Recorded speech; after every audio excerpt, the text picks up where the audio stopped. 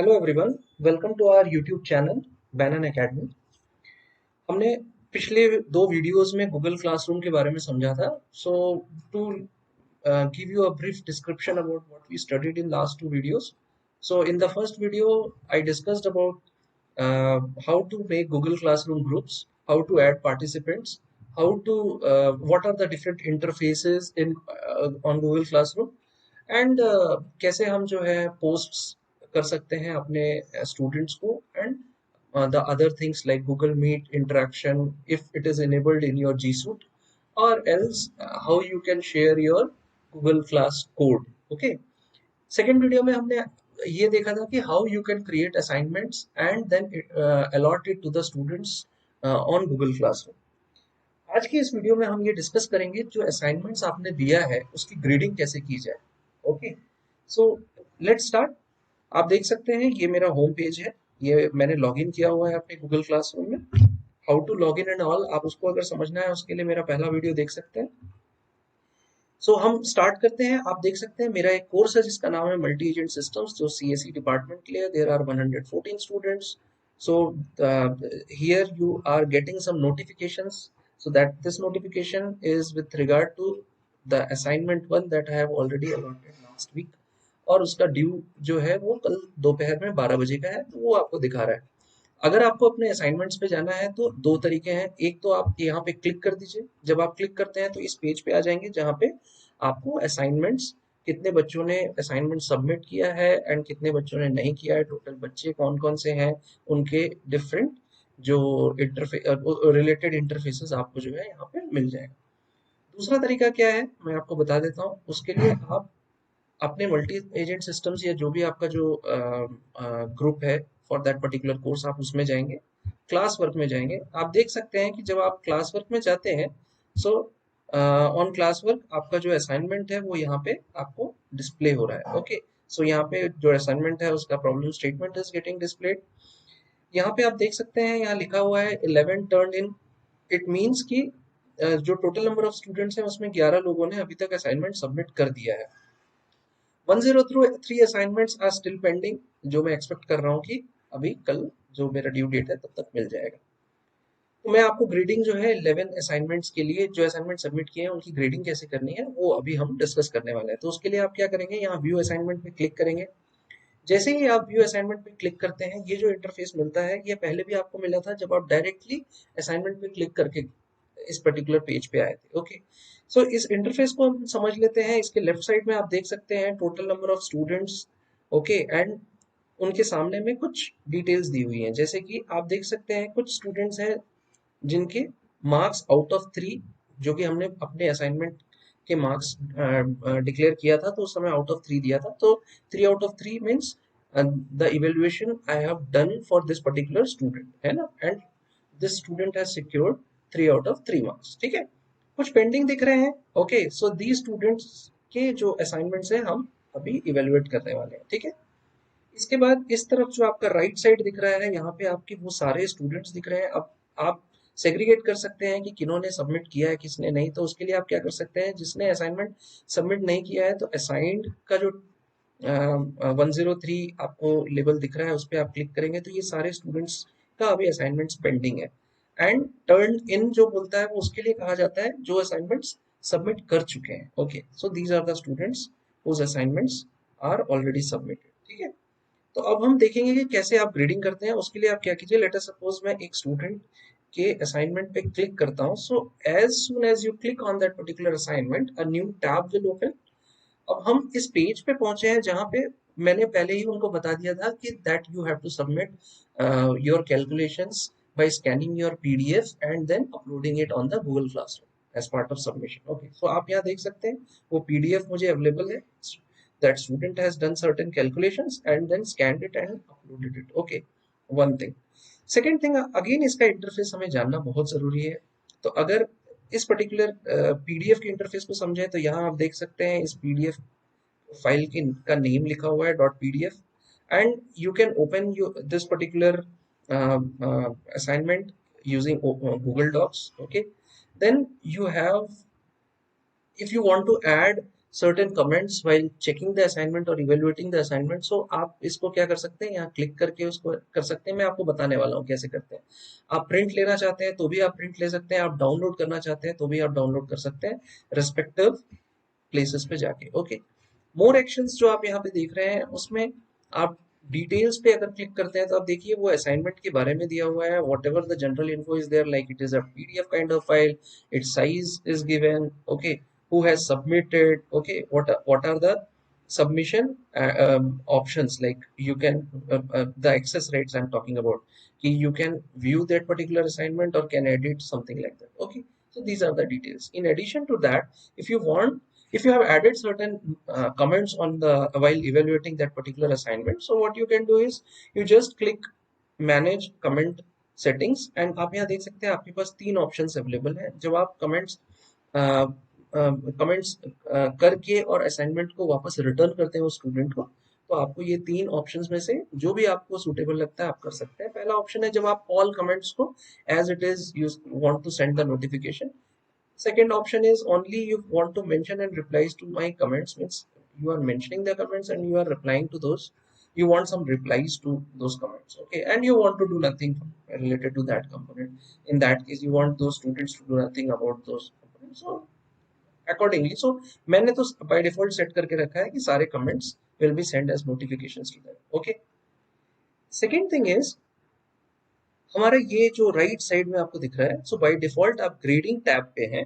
Okay, सो इस grading tab को हम समझते हैं, इसके पहले हम कमेंट टैब को समझ लेते हैं।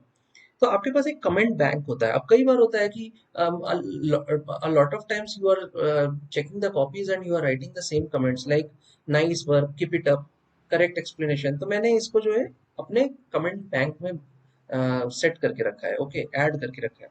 अगर मैं नया कोई कमेंट ऐड करना चाहता हूँ तो मैं ऐड टू बैंक जो ऑप्शन है उस पर क्लिक करूंगा। आप देख सकते हैं यहाँ पे एक डायलॉग बॉक्स ओपन हुआ है। यहाँ पे the interface is asking me to add multiple comments by starting a new line. You can add multiple comments, you can add one comment. So I would like to add, let us suppose, two comments over here. So one comment could be that nice work, keep it up, correct explanation. One another comment could be good work, okay, and I will go to another line and add another comment that could be excellent, okay, and I will click on add. जब आप add पे click करते हैं तो आप देख सकते हैं आपके पास दो और कमेंट्स आ चुके हैं जो आपके बैंक में ऐड हो चुके हैं, एक्सेलेंट एंड गुड वर्क। मैं आपको बताऊंगा कि आपको कमेंट बैंक से कैसे कमेंट्स को आपके पीडीएफ फाइल में ओपन करना है। ओके, तो अब हम ग्रेडिंग में जाते हैं। ग्रेडिंग टैब में जाने के बाद मैं आपको एक ऑप्शन बता देता हूँ जो कि बहुत इंपॉर्टेंट है।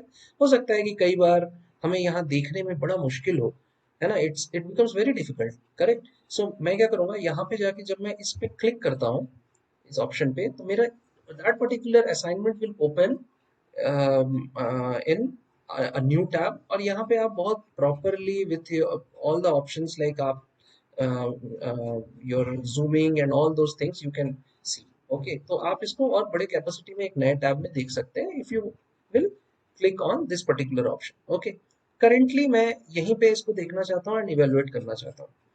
तो मैं आपको बता देता हूँ कि मैंने यहाँ पे आप देख सकते हैं कि जब मैं असाइनमेंट सबमिट किया था तो उस समय मैंने कुछ रूब्रिक ऐड किए थे। So what are those rubrics? So three different rubrics I prepared based on whatever the kind of assignment and how I will be evaluating that particular assignment. So 1 marks मैंने each दिए थे। मैंने ये video बनाने से पहले इस particular assignment को evaluate कर लिया है। तो मैं क्या करूँगा यहाँ पे, I would like to give 1 out of 1, let us suppose 1 out of 1, okay, and 1 out of 1 to this particular student, okay। आप देख सकते हैं कि जब मैंने इसको मार्क्स दिए हैं तो ऑटोमेटिकली 3 आउट ऑफ 3 कैलकुलेट हो गया है। I can give certain private comments like good work, okay, and post it। So what is this private comment? So this private comment will be shown to the student only, okay। So if any kind of comment related to the assignment that the student has submitted, you can send to that particular student। May be possible that you want to return this assignment back to the student, so you have to go there। now there are two kinds of return, okay, one is return this submission and return multiple submission, okay। so there are different। so return का मतलब क्या होता है कि जब आप उस student को इवेल्युएटेड पेपर वापस रिटर्न करना चाहते हैं, so that the student can see the evaluation as well as the marks whatever the student has secured. Okay, so अब हम ग्रेडिंग कर चुके हैं। नेक्स्ट थिंग जो मैं आपको बताने वाला हूँ वो बताने वाला हूँ, let us suppose if I want to add comments. तो कमेंट ऐड करने के लिए मुझे क्या करना पड़ता है, मैं यहाँ पे इस ऑप्शन ऐड अ कमेंट पे क्लिक करूंगा। यू कैन सी मुझे उसने एक इंस्ट्रक्शन दिया है कि you have we have to highlight the area where I want to add the comment. Okay, so let us suppose I want to add the comment over here. Okay, here,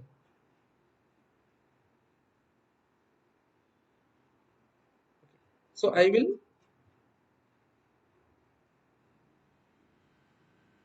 okay, so what I will do is I will just highlight this particular area. Okay, when I will highlight this area, you can see automatically comment का dialog box आपके सामने आ गया।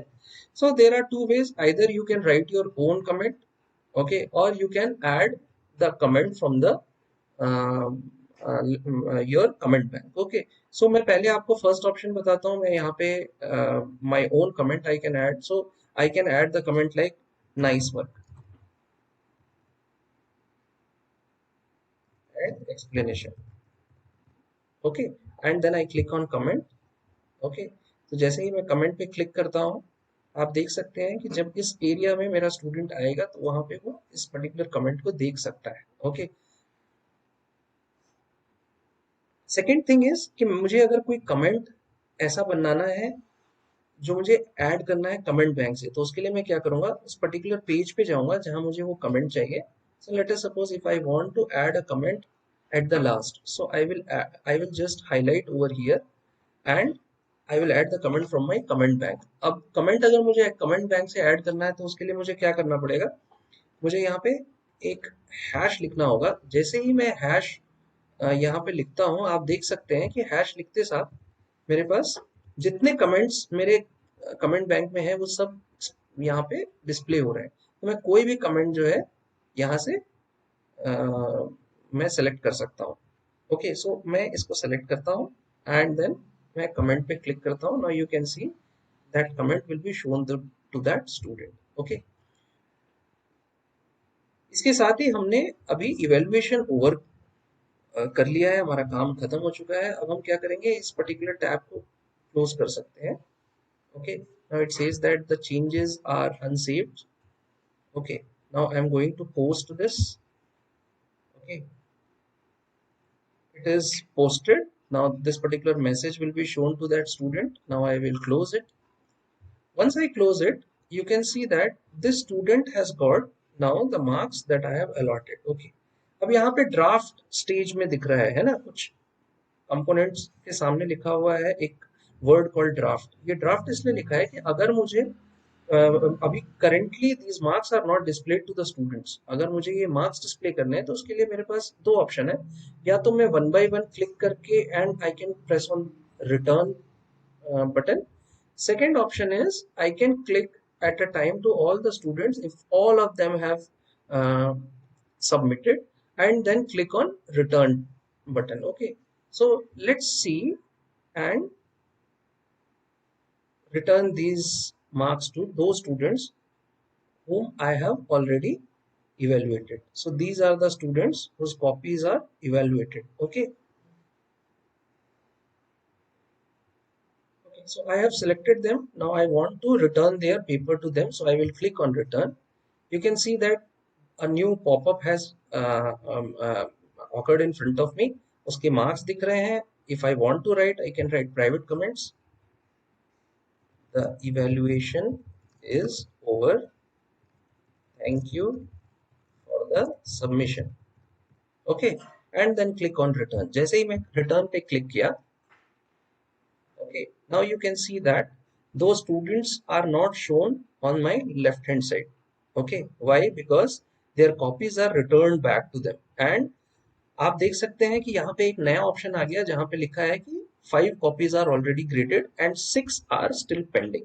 Okay, so this is the way how the grading needs to be done. Okay, आप Google classroom को effectively utilize कर सकते हैं for the purpose of grading your means organizing the students, giving them the assignments and at the same time grading it। as soon as the students are turning in their assignments or submitting their assignments to you on the Google Classroom. Okay. आने वाले classes में हम discuss करेंगे कि हम और कौन से ऐसे फंक्शनैलिटीज एंड फीचर्स है like organizing a quiz, grading the quiz, okay, and a lot of things you can do on your Google Classroom based on the G Suite available to you, okay, and whatever the G Suite you have subscribed, okay. So till then, I would like to uh,